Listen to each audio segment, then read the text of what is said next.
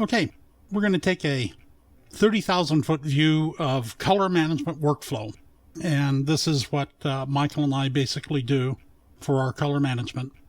It looks complicated, but it will be easy to understand. And also note that this PDF will be available in the download section of the video tutorial. It's pretty simple, really. On the left side, you see the red indicating input. In the middle, you see green indicating the working spaces, display profiles, and image processing. And on the far right, you see in blue the output. Get it? Red, green, blue equals color management. Sorry. All right, let me go through. This is very confusing, but let me show you what I've done to kind of break this down into manageable parts before kind of zooming in and showing you some of the details. So basically, this part of the chart indicates a scanner-based workflow using a custom ICC profile for the scanner into Photoshop using Photoshop's color management, on to soft proofing and printing in Photoshop, showing both the Mac and the Windows print driver, and then the final finished print from Photoshop. The same basic workflow could also be used for a third-party raw processing application, such as Capture One in this case, basically going all the way through. This part of the workflow shows using Camera Raw to open the image into Photoshop and all the way through to printing. And this shows being able to use Lightroom using either the Lightroom export or the open into Photoshop all the way through to print. You also have the option of going from Lightroom into Photoshop for soft proofing and then back into Lightroom for printing. And here is a Lightroom only workflow, basically starting in Lightroom, doing the image processing in Lightroom, and printing in Lightroom. In fact, this is kind of the recommended workflow that Michael and I use, using a scanner or third-party raw processing with an ICC profile, or using Camera Raw or Lightroom. Michael tends to use Lightroom, goes into Photoshop when needed, and then printing back in Lightroom. Another option is to use all four of the input sources going through Photoshop to do the color management, and then using processing for web and multimedia output to go to a web browser or media device output, such as an iPhone or an iPad. And then obviously there's an ability to do a Lightroom only processing for web and multimedia output. Here's the big view. So let's go ahead and take a little bit closer view on the input. So here we've used a flex color to scan with a flex tight scanner using a custom scanner profile, using the convert to profile dialog in Photoshop, converting from the scanner profile into a Photoshop working space. And then the image goes ahead and gets opened into Photoshop.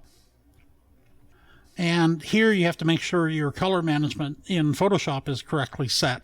We have the Photoshop color settings dialog.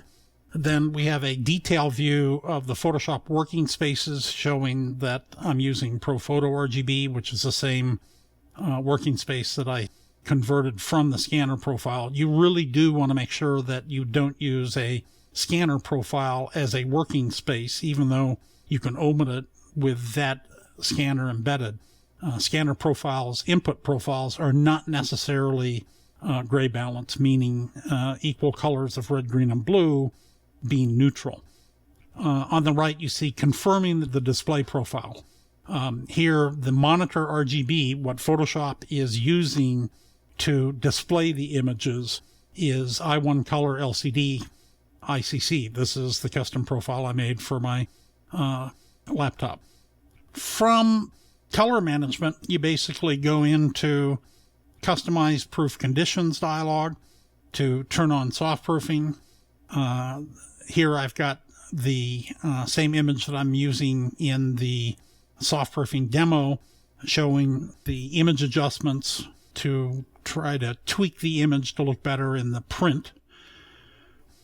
Printing in Photoshop, basically setting up the Photoshop manages color, making sure I've got the correct printer paper profile selected, and then selecting the rendering intent that I used for soft proofing.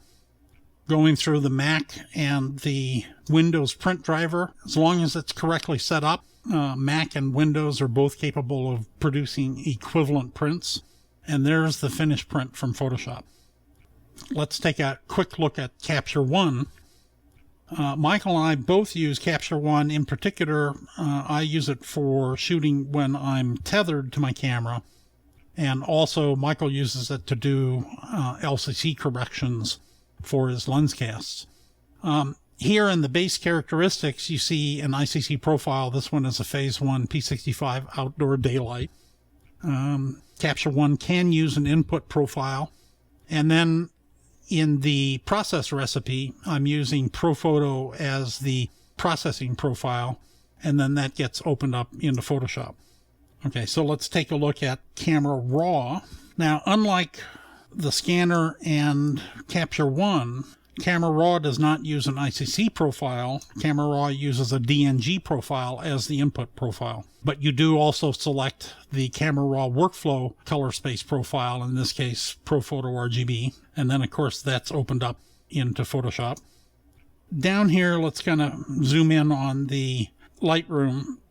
Again, Lightroom and Camera Raw both uses DNG input profiles, either the standard ones or custom ones that you can make. You can export the image using an output color space, in this case, ProPhoto RGB. And assuming you want to open it directly into Photoshop, you have to make sure that the Lightroom edit in preferences are correctly set. And then it's just a matter of going into Photoshop.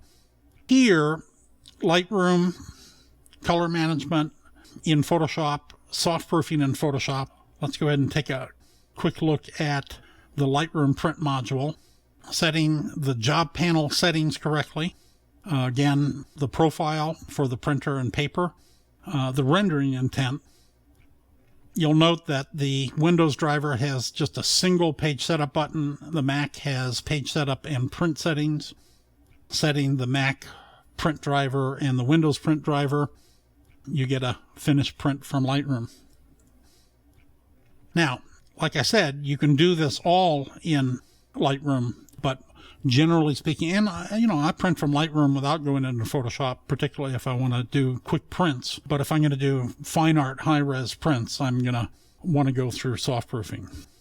And again, this is our recommended workflow. So let's go ahead and take a look at saving images for web or multimedia. Regardless of the input, you want to come up here, and in Photoshop, I do suggest soft proofing.